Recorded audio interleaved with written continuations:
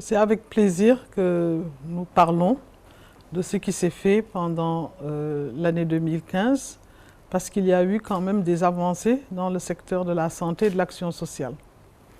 Bien sûr, les éléments clés sont souvent liés à la couverture maladie universelle et à la carte d'égalité des chances pour les personnes handicapées. C'est dire donc que pour la couverture maladie universelle, nous parlerons de l'offre et de la demande. Concernant l'offre, nous avons une offre accrue en matière d'infrastructures avec l'inauguration de nouveaux hôpitaux qui auront encore du chemin à faire, mais qui ont au moins comme élément important d'exister et d'être inaugurés et d'avoir commencé leurs prestations, ce qui fait que ça améliore l'accès aux structures sanitaires pour les populations. C'est le cas de l'hôpital de la Paix de Ziguinchor, mais également de l'hôpital de Fatick. Il y a aussi des centres de santé qui ont vu leur réhabilitation, ainsi que certains postes de santé. Nous avons également amélioré la logistique. Et je peux dire que depuis 2012, depuis l'avènement de son Excellence le Président Macky Sall à la magistrature suprême, nous avons mis dans le circuit donc, des ambulances, plus de 150 ambulances. Et toutes sont des ambulances médicalisées, c'est-à-dire il ne s'agit pas que d'une voiture d'un certain gabarit qui peut prendre un malade, mais le malade peut être sauvé pendant le transport vers une structure sanitaire plus sophistiquée. Donc 150, c'est quand même un nombre important, puisque en à peu près 2-3 ans, ce qui s'est fait n'a jamais existé dans notre pays. Nous pouvons également parler de l'offre en matière de soins gratuits aux enfants de 0 à 5 ans. Depuis que cela a commencé, 1 an et demi à peu près, nous avons eu plus de 2 millions d'enfants qui ont bénéficié de cette gratuité de soins. Nous pouvons également parler des césariennes.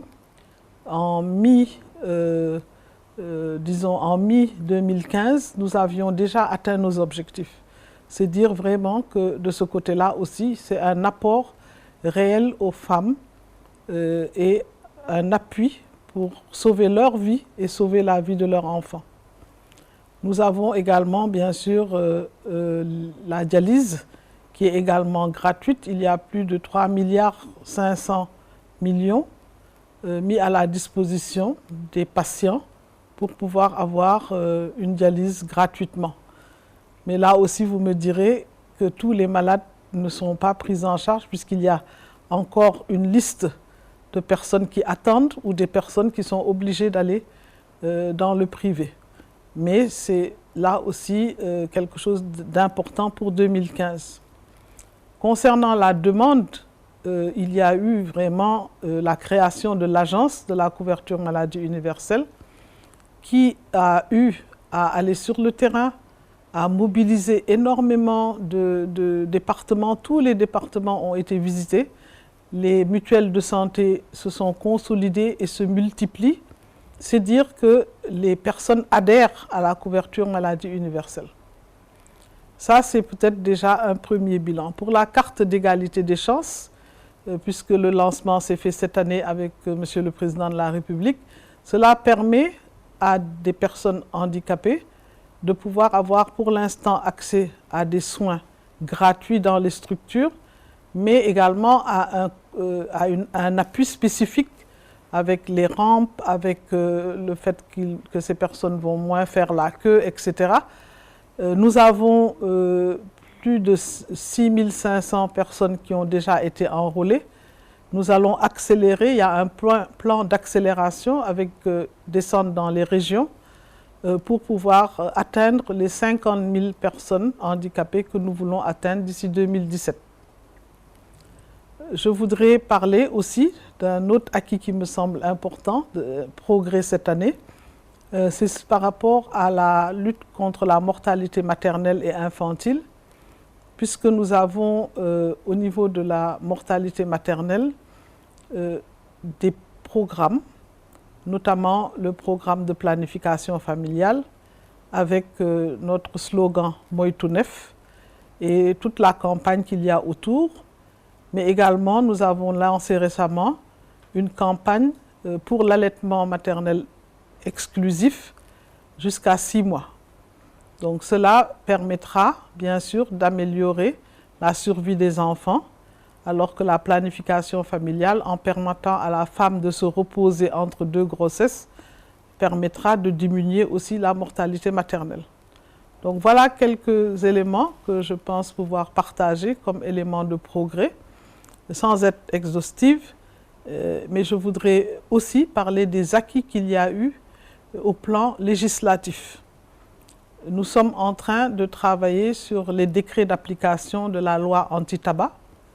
Et récemment, il y a une loi sur la transplantation rénale qui a été votée par l'Assemblée nationale. Donc ce sont des éléments extrêmement importants. Il y a eu aussi la création de la Fédération des personnes qui s'occupent de médecine traditionnelle. Ça aussi, c'est un travail important qui a été fait. Et aussi une fédération par rapport aux personnes handicapées, où il y a eu l'élection de bureaux dans les 2 cas. Donc nous sommes en train de travailler aussi sur les aspects de régulation dans différents secteurs. Nous avons aussi une augmentation de la qualité des services avec le laboratoire de bactériologie, virologie de l'hôpital Le Dantec qui a été primé, mais également la création d'un laboratoire national qui est au niveau de Thiès. Et ça, ce seront des choses qui vont aider vraiment à prendre en charge d'une manière plus adéquate les malades. Nous voudrions également parler de certains autres acquis de la période, mais nous pensons qu'il y a encore des choses à faire. Il ne faudrait pas qu'on pense que nous avons une sorte d'autosatisfaction. Au contraire, même si les choses avancent, il y a aussi de grands enjeux. Alors l'année 2016, s'il plaît à Dieu, va être une année aussi d'inauguration encore. Inauguration d'hôpitaux, mais également première pierre pour certaines structures pour lesquelles nous sommes en train de trouver des financements et pour lesquels les dossiers vont être bientôt finalisés. Donc ce que nous comptons faire, c'est inaugurer l'hôpital de Dalal Jamm, qui est attendu par les populations et surtout par les populations de la banlieue de Dakar, mais ce sera un hôpital national où on aura toutes les spécialités qui sont nécessaires, mais également, j'en citerai certaines, comme un service de cancérologie qui permettra vraiment de décentraliser la prise en charge du cancer, mais surtout un service d'urgence qui va être vraiment un service d'urgence que nous voulons moderne et modèle. Il y a également l'hôpital de Matam qui va être inauguré. Nous sommes vraiment dans les dernières finalisations. Il y aura la décentralisation de la prise en charge des personnes dialysées, puisque nous voulons maintenant compléter toutes les régions qui n'ont pas de centre de dialyse, mais également l'association des personnes qui souffrent d'insuffisance rénale ou qui les appuient.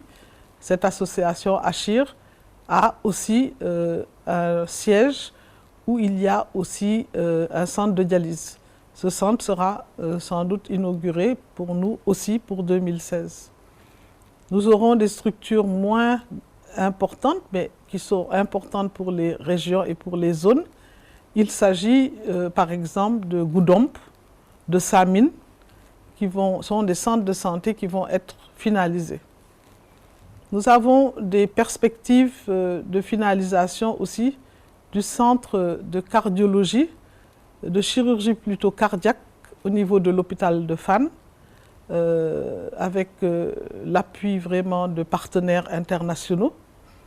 Nous espérons pouvoir mettre maintenant les premières pierres puisque nous sommes en train de finaliser le dossier sur les hôpitaux régionaux, des régions comme Kédougou, comme Sédhiou, comme Kaffrine. Donc les dernières régions n'ont pas d'hôpital régional.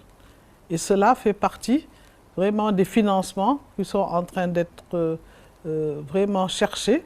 Et là, je pense qu'il y a un travail très important au niveau même de la primature. Le président de la République nous appuie pour cela, le ministre des Finances, pour qu'on trouve des moyens pour pouvoir construire ces hôpitaux et certains centres de santé. Il y a aussi comme première pierre sans doute l'hôpital de Touba. Et ça, c'est une décision de Monsieur le Président de la République que nous allons suivre et mettre en œuvre. Je voulais aussi parler de continuer et de réfectionner, de reprendre pratiquement à neuf l'hôpital Le Dantec. L'hôpital Le Dantec qui a vu son renforcement en 2015 avec le centre d'angiographie en cardiologie, mais également la radiologie qui a été rénovée avec des scanners dernier cri. Mais tout cela va être mis dans le nouvel hôpital qui va être construit. Donc ça aussi, 2015 verra vraiment des nouvelles constructions. Nous avons également une des grandes propositions pour le centre qu'on appelle Institut du cancer. Voilà, ça aussi, c'est des choses sur lesquelles nous allons travailler en 2016. Les ambulances, c'est un peu une chose à laquelle je tiens beaucoup, parce qu'il y a beaucoup de femmes qui meurent encore parce qu'elles ont été mises dans une charrette pour aller au niveau du centre de santé le plus proche. Nous allons continuer à vraiment offrir aux populations des ambulances pour que ces personnes puissent vraiment, toutes les personnes qui en auront besoin, puissent être évacuées dans de bonnes conditions. Et nous allons, pour les endroits où il y a des routes sinueuses, utiliser plutôt des moto-ambulances. Donc tout ça, c'est pour l'année 2016. Les programmes vont également être accélérés, comme le programme de vaccination qui a beaucoup de succès, qui a eu beaucoup de nouveautés en 2015 avec des nouveaux vaccins. Et l'année prochaine, ce sera surtout le vaccin contre l'hépatite B à la naissance, mais également le vaccin HPV pour les jeunes, et notamment les jeunes filles, pour éviter que ces jeunes filles fassent un cancer du col de l'utérus. En tant que ministre de la Santé et de l'Action sociale, en souhaitant une bonne année à tous les citoyens de notre pays, je voudrais insister sur, bien sûr, la paix, la concorde sociale, mais également la bonne santé, puisque c'est le domaine dans lequel j'interviens. Et sans bonne santé, il n'y a pas de développement. Donc tous mes souhaits au peuple sénégalais, mais également tous mes souhaits à toutes les autorités religieuses, coutumières de ce pays, aux travailleurs de la santé qui sont à mes côtés, qui appuient le système, qui parfois, bien sûr, ne sont pas toujours contentes, mais ont eu des petits acquis que nous voulons aussi consolider en 2016. Et bien sûr, tous mes vœux à Monsieur le Président de la République et à Monsieur le Premier ministre, ainsi qu'à tous mes collègues du gouvernement, pour toujours aller de l'avant, comme nous le demande Monsieur le Président de la République, et avoir des résultats pour le peuple sénégalais.